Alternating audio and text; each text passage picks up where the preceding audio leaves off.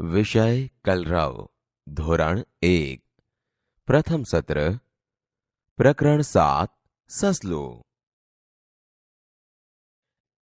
બાળ દોસ્તો, તમે સસલું જોયું છે ને? તે કેવું હોય છે? તમે એના વિશેનું આ ગીત સાંભળ્યું હશે, બરાબર ને?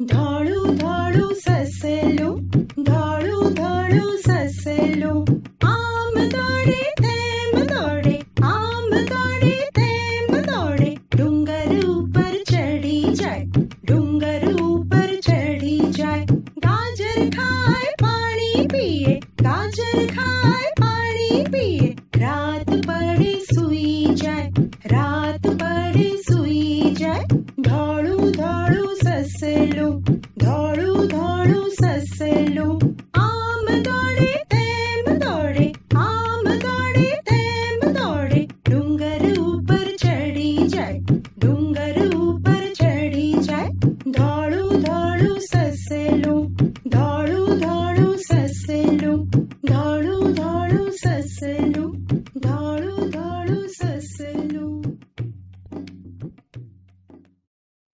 આ સસલાભાઈની એક સરસ મજાની વાર્તા હવે તમે સાંભળો. એક હતું સસલું. એક દિવસ તે ખેતરે ગયું. ત્યાં તેણે ગાજર જોયું. સસલાએ લાલ ચટક ગાજર લીધું. ગાજર લઈને તે હરખાયું. સસલું ઝાડ પાસે ગયું. અહીં ગાજર ખાવા બેસી ગયું. થોડી વારમાં વાંદરાએ ગાજર ઝૂંટવી લીધું.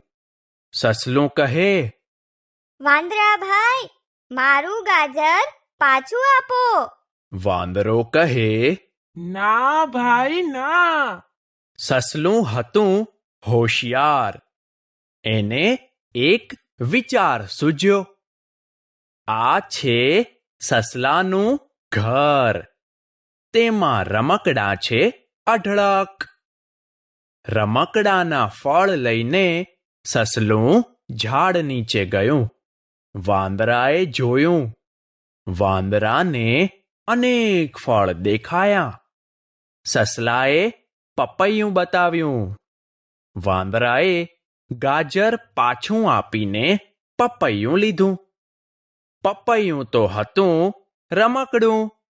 વાંદરો મનમાં કહે, સસલાએ તો મને છેતર્યો. સસલા, લે પાછું પપૈયું. મારા તો દાંત તૂટી જશે. સસલું ખૂબ જ ખુશ થયું. રમકડા સાથે ગાજર લઈ ઘેર ગયું. બાળ દોસ્તો, વાર્તામાં મજા પડી ને? તો હવે જવાબ આપો. સસલું ક્યાં ગયું હતું?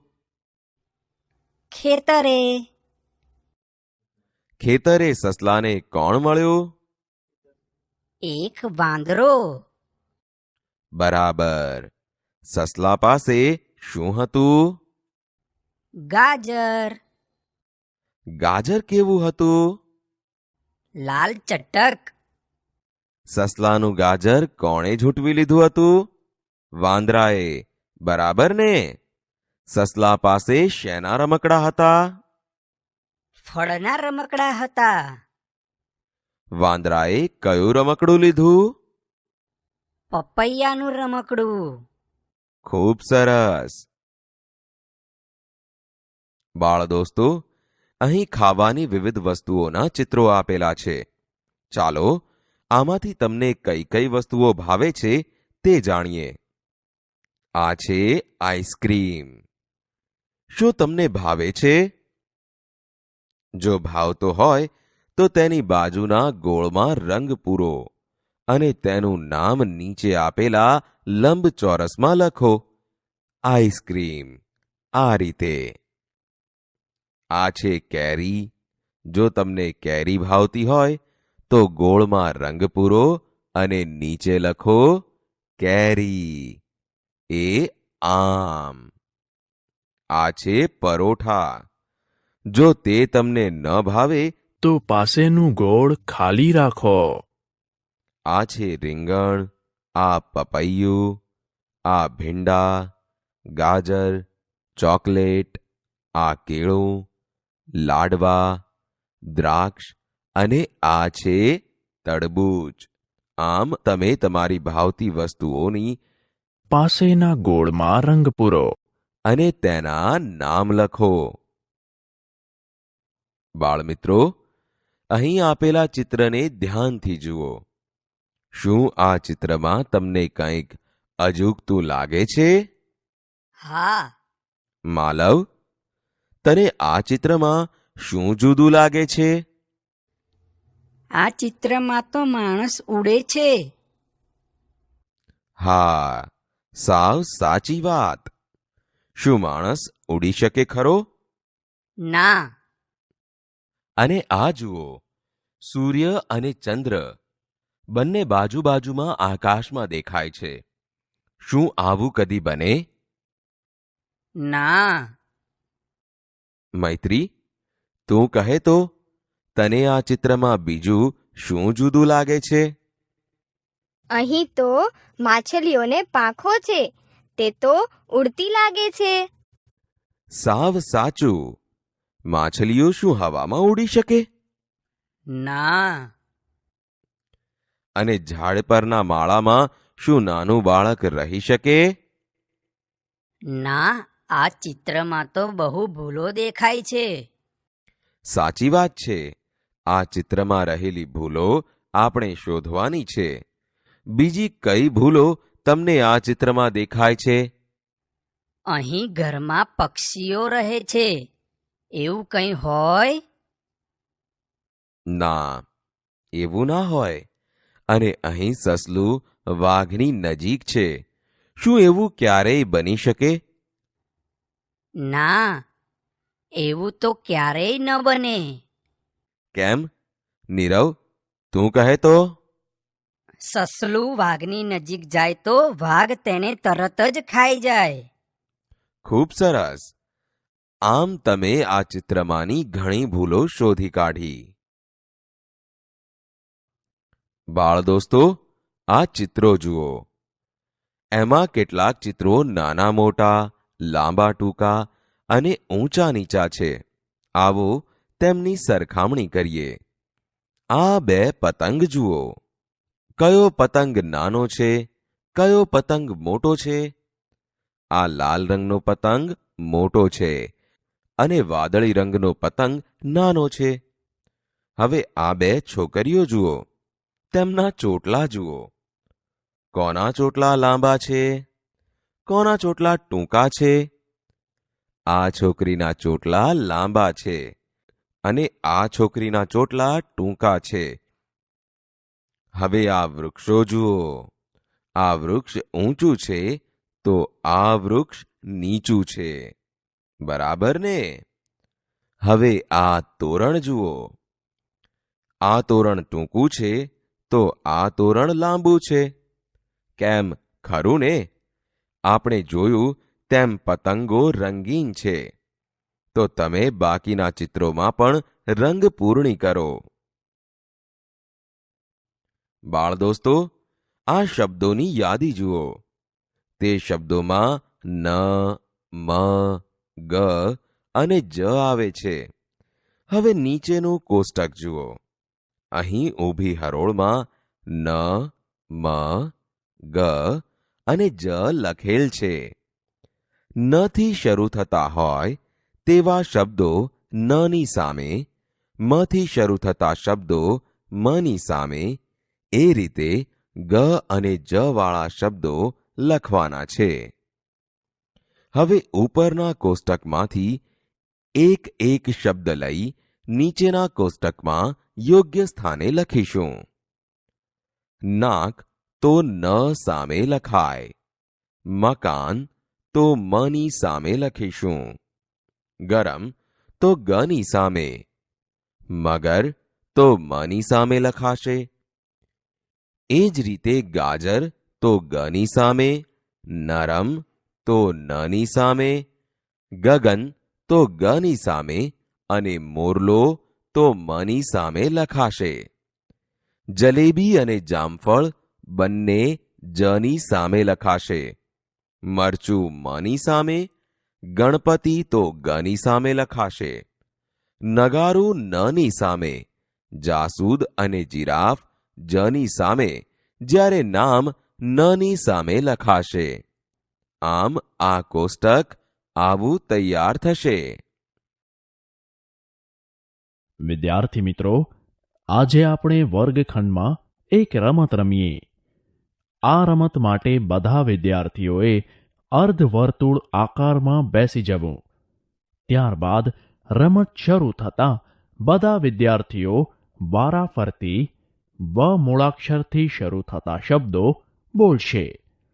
ત્યારબાદ આ જ રીતે ર, સ અને દ મૂળાક્ષરથી શરૂ થતા શબ્દોની રમત રમાશે. જુઓ, અહીં આ વિદ્યાર્થીઓ કેવી રીતે આ રમત રમી રહ્યા છે. અહીં આ પ્રથમ વિદ્યાર્થી બોલશે વાટકી. ત્યારબાદ બીજો વિદ્યાર્થી બોલશે વહાણ. ત્યારબાદ આ ત્રીજો વિદ્યાર્થી બોલશે વડોદરા.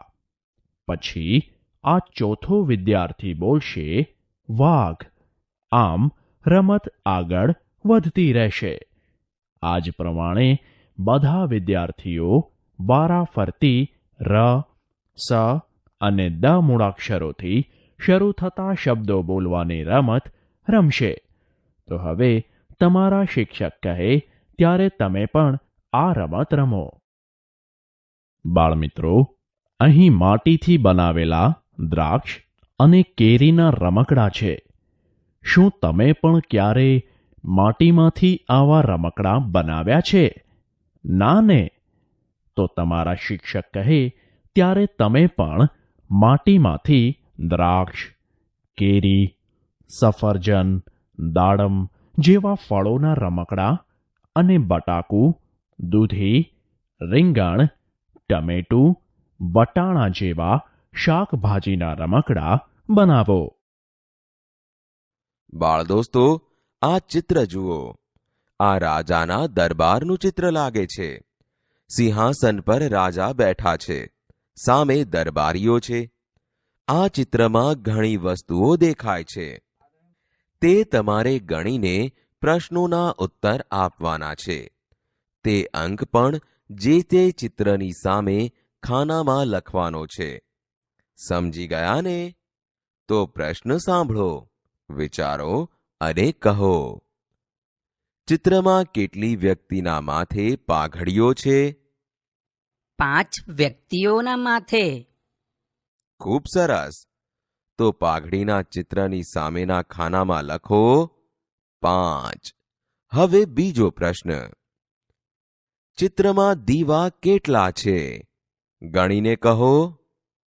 1, 2, 3, 4, 5, 6, 7 અને 8. બરાબર. તો દીવા સામે 8 લખો.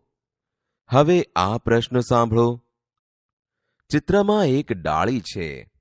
તેને પાંદડા કેટલા છે? 1, 2, 3, 4, 5, 6, 7 અને 8. ડાળીને 8 પાંદડા છે. તો લખો 8. ચિત્રમાં હાર કેટલા છે? ફૂલનો હાર 1 છે. તો લખો 1. ચિત્રમાં કુલ કેટલી વ્યક્તિઓ છે? 1, 2, 3, 4, 5, 6 અને 7. ચિત્રમાં દરવાજા કેટલા છે? ચિત્રમાં 2 દરવાજા દેખાય છે. બંને દરવાજા પર તોરણ પણ બાંધ્યું છે. આ તોરણમાં કેટલા પાન છે? 1, 2, 3, 4, 5 બંનેમાં 5 પાન છે.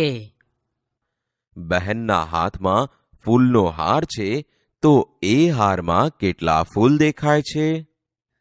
ફૂલ ગણીએ તો 1 2 3 4 5 6 અને 7 ફૂલ છે. ખૂબ સરસ. હવે આપણે આ ચિત્રના આધારે સરવાળા કરતા શીખવાનું છે.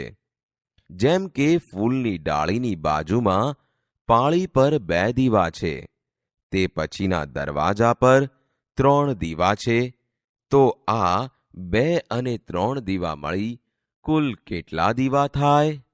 તો ચાલો એક હારમાં ગણીએ.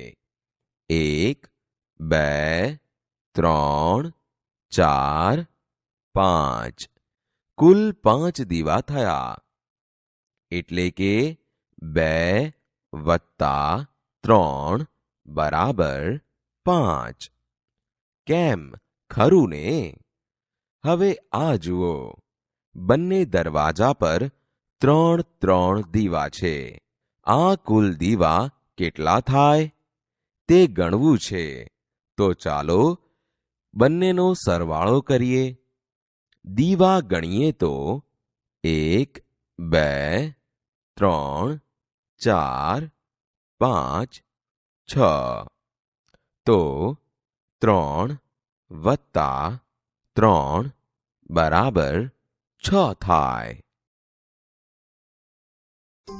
બાળમિત્રો, તમને અભિનય કરવો તો ગમે ને? તો ચાલો અહીં આ ચિત્રમાં દેખાતા બાળકની જેમ સવારે વહેલા ઉઠવાથી માંડીને શાળાએ જાય ત્યાં સુધીની ક્રિયાઓનો અભિનય કરીએ. જુઓ, આ વિદ્યાર્થી કેવી રીતે અભિનય કરે છે. તેણે પહેલા પથારીમાંથી ઉઠવાનો અભિનય કર્યો. ત્યારબાદ તેણે બ્રશ કરવાનો અભિનય કર્યો. પછી તેણે મોઢું ધોવાનો અભિનય કર્યો. ત્યારબાદ તેણે સ્નાન કરવાનો અભિનય કર્યો. પછી તેણે માથું ઓળવાનો અભિનય કર્યો.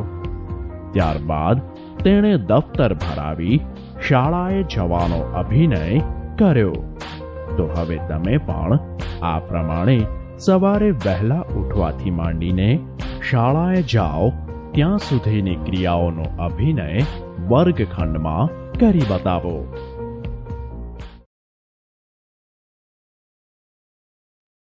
બાળ દોસ્તો, આ ચોરસ કોષ્ટક જુઓ. અહીં ખાનામાં 1 થી 10 અંકો લખેલા છે. વળી તે દરેક અંકની પાછળ ચોક્કસ આકારવાળી ભાત પણ જોવા મળે છે. જેમ કે આ 2 ની ફરતે વર્તુળ છે, 8 ની ફરતે ચોરસ છે અને 6 ની ફરતે લંબચોરસ આકાર છે અને 5 ની ફરતે ત્રિકોણ છે.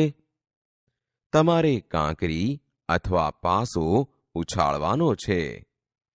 જે અંક પર પડે તે અંક બોલવાનો છે અને તેનો આકાર પણ કહેવાનો છે. સમજી ગયા ને? તો ચાલો રમત રમીએ. આ પાસો ઉછાળ્યો, તે અહીં પડ્યો. આ અંક કયો છે? 7. ખરું ને? તેનો આકાર કયો છે? ત્રિકોણ છે. બરાબર ને? હવે ફરી પાસો ઉછાળ્યો. હવે તે કયા અંક પર છે? 6 પર. ને તેની ફરતે કેવો આકાર છે? ચોરસ આકાર. આ રીતે તમે આકારો અને અંકો ઓળખી શકો છો. બાળ દોસ્તો, અહીં આપેલા વાક્યોનું વાંચન કરીએ અને ત્યારબાદ તેનું લેખન કરીએ. આ પ્રથમ વાક્ય જોઈએ. મારી નાવ. હવે અહીં નીચે આ જ વાક્ય લખવું છે. તેમાં થોડાક અક્ષરો લખેલા છે અને થોડાક અક્ષરો ખૂટે છે. તો આપણે ઉપરના વાક્યને જોઈને અહીં ખૂટતા અક્ષરો મૂકીને વાક્ય બનાવીશું. મારી નાવ. આમ અહીં આપણે ખાલી જગ્યામાં ક્રમશઃ માં અને પછી વ મૂકીને ઉપર પ્રમાણેનું વાક્ય રચ્યું. આ જ રીતે તમે બાકીના અધૂરા વાક્યો પૂરા કરો. આ વાક્યો છે: સરર સરર જાય. વરસાદમાં નાવ આગળ જાય. મારી નાવ દાદાને ગમે. રજામાં દાદા મારી સાથે રમે. બાળ દોસ્તો, આ ચિત્ર જુઓ. આ કયું પ્રાણી છે? બિલાડી. તે શું કરે છે? તે દૂધ પીએ છે. બિલાડી બીજું શું શું ખાય છે તે તમે જાણો છો? તે દહીં ખાય, ઘી પણ ચાટી જાય અને ઉંદરને પણ મારીને ખાઈ જાય. કોઈ વાર નાના પક્ષીને પણ મારીને ખાઈ જાય. તમે બિલાડીને ક્યારેક શરીર ચાટતી પણ જોઈ હશે. બિલાડી આમ કેમ કરે? તે શરીર ચાટીને શરીરને ચોખ્ખું કરે છે. હવે આ ચિત્ર જુઓ. આ કયું પ્રાણી છે? કૂતરો. તે શું કરે છે? તે વાડકીમાંથી કંઈક ખાય છે. તે રોટલી, ભાખરી, ખીચડી, દૂધ, ભાત વગેરે ખાય છે. તે પણ કોઈ નાના પક્ષી કે પ્રાણીને મારીને ખાતું હોય છે. તે ઝડપથી દોડી શકે છે. તેની સૂંઘવાની શક્તિ સારી હોય છે. તે ચોરને શોધવામાં મદદ કરે છે. આ કયું પ્રાણી છે? ગાય. તે શું કરે છે? તે તળાવમાંથી પાણી પીએ છે. ગાય શું શું ખાય છે? ગાય ઘાસ પણ ખાય, અનાજ કઠોળના દાણા પણ ખાય. ગાયના બચ્ચાને શું કહેવાય? વાછરડું કહેવાય. ગાય તેના વાછરડાને જીભ વડે ચાટે છે. શા માટે? આમ કરી તે વાછરડાના શરીરને ચોખ્ખું કરે છે. તમારા ગામમાં કયા કયા પ્રાણીઓ જોવા મળે છે? તમે કહેશો કે બિલાડી, કૂતરો, ગાય, ભેંસ, બકરી, ઘેટું, ગધેડો, ઘોડો, ઊંટ, ભૂંડ વગેરે. આ બધામાં શિંગડા વગરના પ્રાણીઓ કયા કયા છે? તો કહીશું બિલાડી, કૂતરો, ગધેડો, ઘોડો, ઊંટ, ભૂંડ વગેરે. કેમ, ખરું ને? બાળમિત્રો, અહીં એક બગીચાનું ચિત્ર ઉપરની બાજુએથી બતાવેલું છે. આ ચિત્રમાં દેખાતી વસ્તુઓના ચિત્રો નીચે આપેલા છે. તેમની બાજુમાં તેમની સંખ્યા લખવાની છે. સાથે સાથે વ, ર, સ અને દ મૂળાક્ષરો પણ બગીચામાં દેખાય છે. તેમની સંખ્યા ગણીને અહીં વ, ર, સ અને દની બાજુમાં લખવાની છે. તો ચાલો સૌ પ્રથમ આ ચોરસમાં આપેલ વૃક્ષની સંખ્યા ગણીને લખીએ. બગીચામાં આ 1, 2, 3, 4 અને 5 વૃક્ષો દેખાય છે. તો અહીં ખાનામાં લખીએ 5. તે જ પ્રમાણે સસલાને ગણીએ 1, 2, 3 અને આ 4. તો લખીએ 4. હવે આ પીળા ફુગ્ગા ગણીએ 1, 2, 3, 4, 5 અને 6. તો લખીએ 6.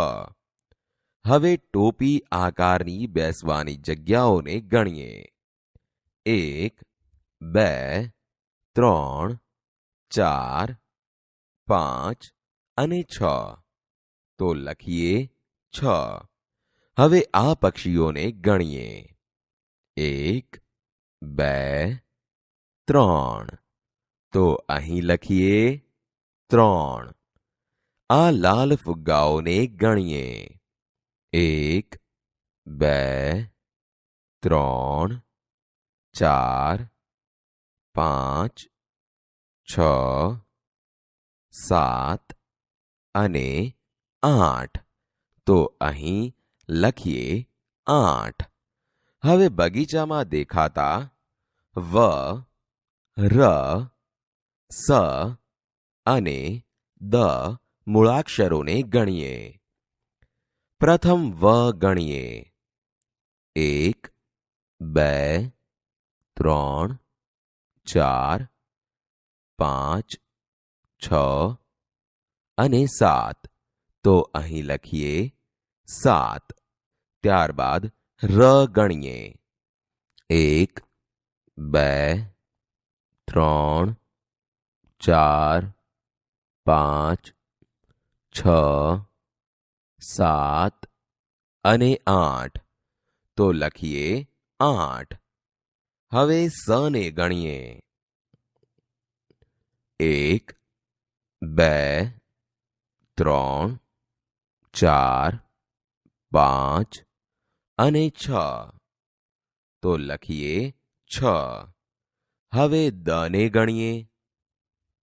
1, 2, 3, 4, 5, 6, 7, 8, 9 અને 10.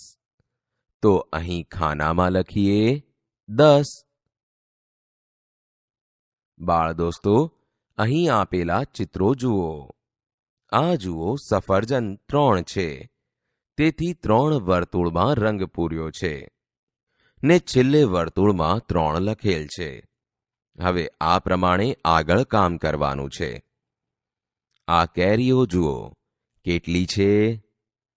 1, 2, 3, 4, 5 અને 6.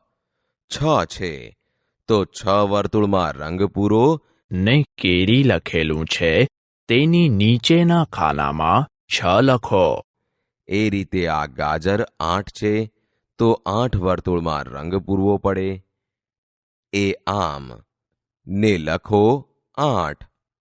આ ફૂલ જુઓ, તે 5 છે, તો 5 વર્તુળમાં રંગ પૂરો. એ આમ ને લખો 5. આ પાન ગણો. 1, 2, 3, 4, 5, 6, 7, 8, 9, 10. 10 છે, તો બધા જ વર્તુળમાં રંગ પૂરવો પડશે.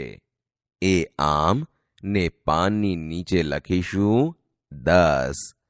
કેમ, ખરું ને? બાળ દોસ્તો, અહીં ચિત્રમાં આપેલી વસ્તુઓ તમને ક્યાં જોવા મળે છે? તમે કહેશો કે વર્ગખંડમાં. હા, આ પંખો, પાટલી અને ખુરશી વર્ગખંડમાં જોવા મળે. અહીં આ વસ્તુઓ કેટલી દેખાય છે તે ગણીએ.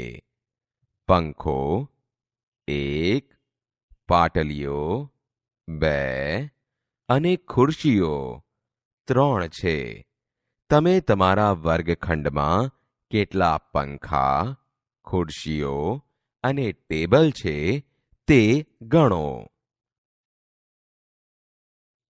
બાળ મિત્રો, અહીં વૃક્ષોની ડાળીઓ પરના પાંદડાઓમાં જુદા જુદા મૂળાક્ષરો લખેલા છે. તે મૂળાક્ષરો છે મ વ સ દ ર અને વને કાનો વા. આ મૂળાક્ષરો પાંદડાઓમાં કુલ કેટલી વાર લખેલા છે તે ગણવાના છે અને તેમની સંખ્યા અહીં બાજુના ખાનામાં લખવાની છે. અહીં મ મૂળાક્ષરની બાજુમાં 2 સંખ્યા લખેલી છે, એટલે કે મ મૂળાક્ષર અહીં પાંદડામાં 2 વાર લખેલો છે. તો ચાલો જોઈએ, આ 1 અને આ 2. આમ તમે બાકીના મૂળાક્ષરોને ગણો અને તેમની સંખ્યા લખો. બાળ દોસ્તો, આ હાથના 2 પંજા જુઓ. દરેક આંગળી પર વર્તુળ કરેલા છે. તમારે 1 થી 10 અંક તેમાં વારાફરતી લખવાના છે. બોલતા જાઓ અને લખતા જાઓ.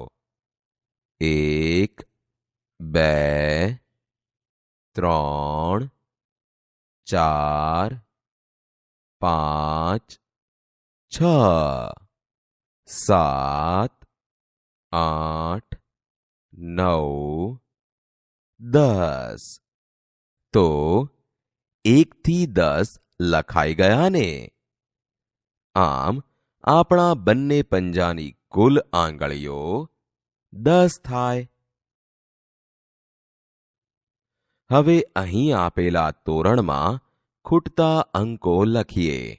અહીં પ્રથમ અંક 1 છે, ત્યારબાદ લખીએ 2, પછી 3 લખેલા છે, પછી આવે 4, 5, પછી 6, 7, પછી 8, 9, 10 અને 11 તો લખેલા જ છે.